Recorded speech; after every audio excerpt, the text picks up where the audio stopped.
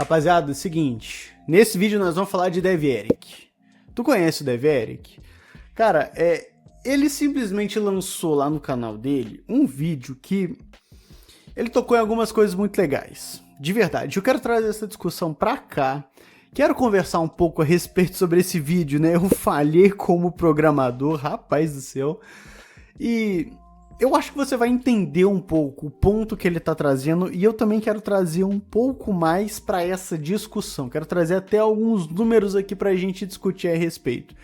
E se você tá achando que eu vou falar mal do DevEric, ou que eu vou atacar o CPF dele ou qualquer coisa, cara, honestamente, dessa nossa bolha de programador, desenvolvedor e tudo mais, o DevEric é dos caras que eu mais me reconheço. De verdade, é dos que eu mais me vejo como uma pessoa, né, ou qualquer coisa que seja do tipo. Então não vou atacar ele. Mas a gente vai conversar sobre isso daqui, eu falhei como um programador. Esse é o nosso quadro Momentos Tech, em que a gente se encontra toda segunda, quarta e sexta para falar um pouco sobre programação, carreira e as tendências do mercado de tecnologia. E alguns recados rápidos, o Café Lore é um parceiro do canal Programador Lhama. Então você comprando qualquer produto no link da descrição, você garante um café de altíssima qualidade e ainda ajuda o canal Programador Lhama. E eu vou deixar também um cupom de 10% de desconto lá nas formações da Rocket City. Como um professor da trilha de Python, eu garanto um conteúdo de ótima qualidade para seus estudos. Vamos lá, se você não conhece o DevEric, esse cara se tornou mais do que um cara que fica falando a opinião dele por aí. Ele acabou se tornando uma espécie de símbolo. Por quê? Ele simplesmente mostrou como é que foi o processo dele de sair ali, né, de um emprego no McDonald's e acabou se consagrando um desenvolvedor. E ele não fez isso de qualquer jeito, ele mostrou a rotina dele, ele mostrou toda a agenda que ele tinha, toda a preparação que ele tinha. E por que eu vejo, né, que hoje que ele é um símbolo? Porque ele é aquele cara que muita gente às vezes olha e fala, putz, ele conseguiu, eu também consigo. Então ele acabou virando inspiração para outras pessoas, acabou virando um símbolo, sim, dessa espécie de mudança, né, de trabalho que a gente pode ter nesse ambiente de programação e tecnologia. Por que eu me espelho no DevEric um pouco? Porque enquanto ele saiu do McDonald's, irmão, saiu do telemarketing. E se você já trabalhou de telemarketing, tu tá ligado, é pressão. Se você tira uma pausa e fica longe um minutinho, tu leva esporro. Se tu atender um cara de um jeito ruim, tu leva esporro. É escala 6x1 e não tem o como que você vai aguentar ou que você vai reclamar ou qualquer coisa. Então é sim um trabalho um pouco mais pesado, não tô aqui desconsiderando, todo trabalho é muito bem-vindo. Só que eu me vejo um pouco com ele, porque realmente você precisa ter uma agenda muito regrada, você precisa ter costumes e toda uma rotina para você conseguir estudar isso tudo de programação e desenvolvimento e acabar se consagrando em algum tipo de cargo e começar a tua carreira. Não é simples, não é fácil. Beleza. Dito isso, eu quero trazer um pedaço desse vídeo que ele lançou aqui de eu falhei como programador, porque ele bate numa tecla, cara, e a gente vai conversar sobre isso. E vamos lá, deixa eu trazer aqui, é literalmente o começo do vídeo e bora. Eu não tenho nenhum microsize rodando por aí me trazendo dinheiro, eu não trabalho pra gringa, não ganho em dólar. Eu não tenho nem sequer um projeto deployado, né, para as pessoas usarem. Também eu trabalhava até um dia desses aí, 3 vezes por semana, presencial, quando as pessoas falavam que, tipo, trabalhar presencial não pode, pegar ônibus, pegar trânsito, tem que trabalhar home office. Eu tô fazendo 29 anos hoje, dia 19/6/2025. E sempre que eu faço aniversário eu tenho um... Não, tá beleza. Então vamos lá, ó. Ele não tem um SaaS, ele não trabalha para fora e ele fazia, né, um modelo mais híbrido, não era 100% home office. Vamos conversar sobre isso. Cara, vamos falar primeiro sobre essa ideia de SaaS. Olha só, de um tempo para cá, a gente viu muito essa explosão de eu tô ganhando minha vida com SaaS, vai ter SaaS, você tem que fazer um SaaS. Aí veio uma galera de YouTube aqui, né, e começou, olha, venha me acompanhar fazendo meu SaaS, venha me mostrar como que eu estou planejando o meu SaaS. Galera, eu vou ser muito sincero em relação a isso. Na minha bolha, nas pessoas em que eu estou presente, que eu estou conectado, isso por participar de vários grupos, eu noto uma coisa. Essa ideia de se fazer SaaS e simplesmente começar a empreender com essa ideia de micro SaaS, de SaaS, é difícil pra caraca. É difícil demais. Em primeiro lugar, você tem que responder a pergunta: por que eles vão comprar o teu produto? É muito complexo. Eu conheço, na verdade, somente um cara que conseguiu ter a vida a respeito disso. Acabou vendendo o produto dele para a IBM. Foi o único que eu conheci. Já conheci muitas pessoas que começaram e pararam. No YouTube você vai ver um bando de galera que já começou e acabou se dando mal. Só que em alguns outros casos, algumas pessoas vão pegar esse hype e vão criar conteúdos. E sim, vai acontecer, é como que a vida roda, né? Justamente por querer um pouco de atenção e tudo mais. Mas, pelo que eu conheço de casos reais, não é tão simples.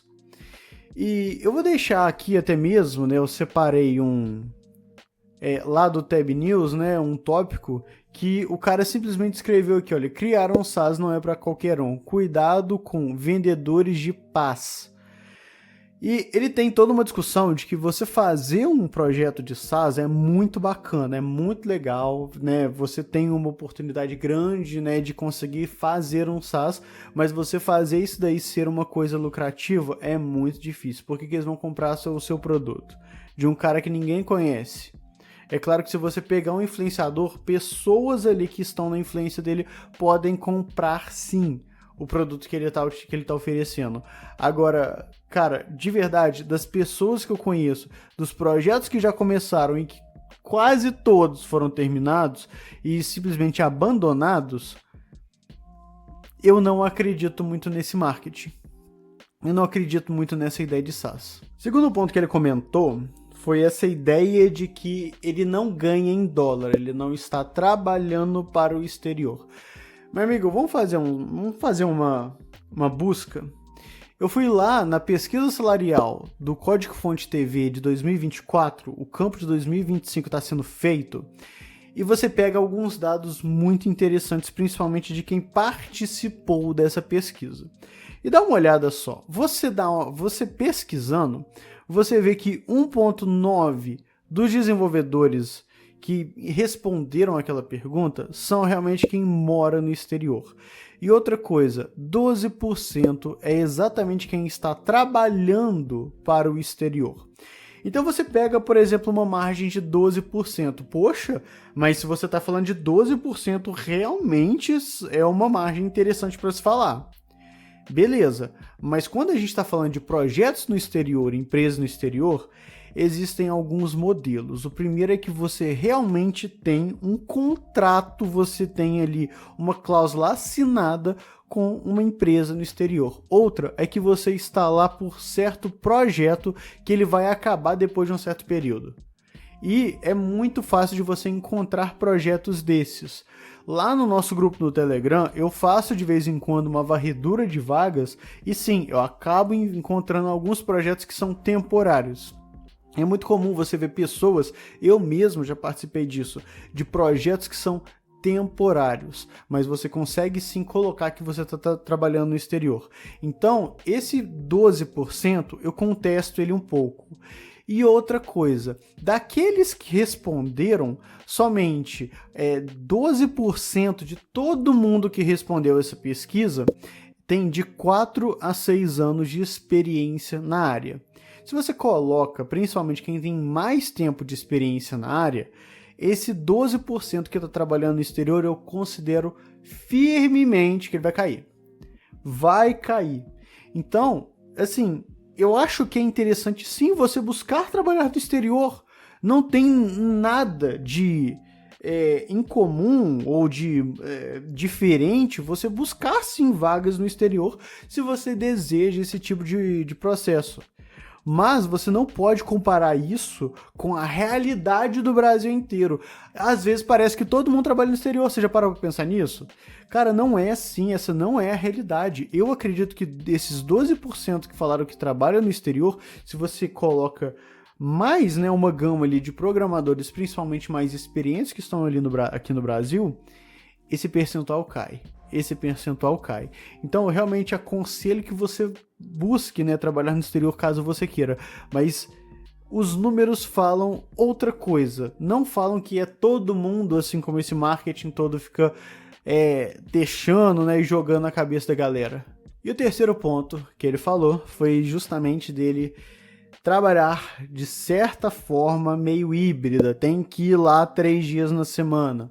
Irmão, se você vai ainda na pesquisa salarial do Código-Fonte TV para 2024, você vê que 65,74% dos desenvolvedores que responderam essa enquete, eles trabalham 100% remoto, ou seja, você tem aproximadamente ali 35% das outras pessoas que trabalham ou híbridas ou 100% presencial. Só que aí a gente entra nos dados e em como que a gente enxerga esse parâmetro. De novo, 16% apenas responderam, né, que tem ou 4 ou 6 anos de experiência na área. Pega essa galera que tem mais experiência na área. E outra, quando você vê ali as pessoas que responderam essa pesquisa, a grande maioria está presente na região sudeste ou sul, que é exatamente onde que você tem uma maior incidência do modelo remoto, do home office. Então, se você acaba juntando a extensão toda dos desenvolvedores que estão mais espalhados pelo Brasil, principalmente aqueles que estão em cidades pequenas, eu tenho uma certa impressão de que essa parte do trabalho remoto vai cair. Eu chutaria, na verdade, que está 50-50. 50 estão remotos e 50 estão presenciais ou híbridos. Isso é uma impressão minha. Eu tenho que ser bem realista aqui, isso é uma impressão minha. Mas eu acredito que não está muito longe da realidade isso. Então eu deixo essa contestação aqui com você. Você acha que a maioria dos devs realmente tá remoto? E como é que a gente conclui esse vídeo? Rapaz, é o seguinte... O DevEric, ele tá achando que ele é fracassado se ele se coloca em comparação com todo um marketing maluco que é esse que a gente vê, principalmente em rede social. Principalmente em Instagram ou em propagandas aqui do YouTube. E, de verdade, se você der uma investigada, você vê que a realidade é muito diferente daquilo que tá na internet. O mundo não é o Instagram, o mundo não é o LinkedIn. E o DevEric, cara, só porque você não tem um SaaS, só porque você não tá trabalhando ou não trabalhou, né, 100% remoto, e você, não tá no exterior, não significa que tu fracassou.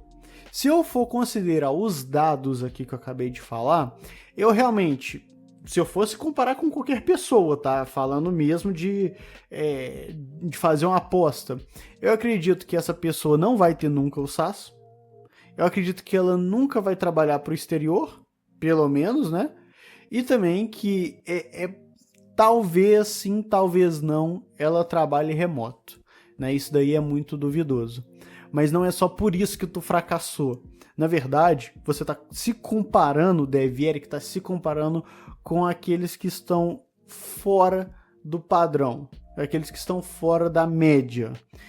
E, cara, é um marketing muito feio, é um marketing muito ruim. Só porque você trabalha no Brasil, você quer ter a sua vida aqui no Brasil, ou você não gosta muito dessa exposição de tem que fazer SaaS, tem que fazer isso, tem que fazer aquilo, não significa que você... assim, está mais atrás de outras pessoas ou está perdendo algum tipo de oportunidade. E, honestamente, DevEric, cara, tu tem canal no YouTube, bicho. Tu já tá vendendo curso de produtividade. Tu tá muito acima da galera pra tu fazer vídeo aí falando que tu fracassou como programador. Mas eu entendi a tua mensagem no teu vídeo.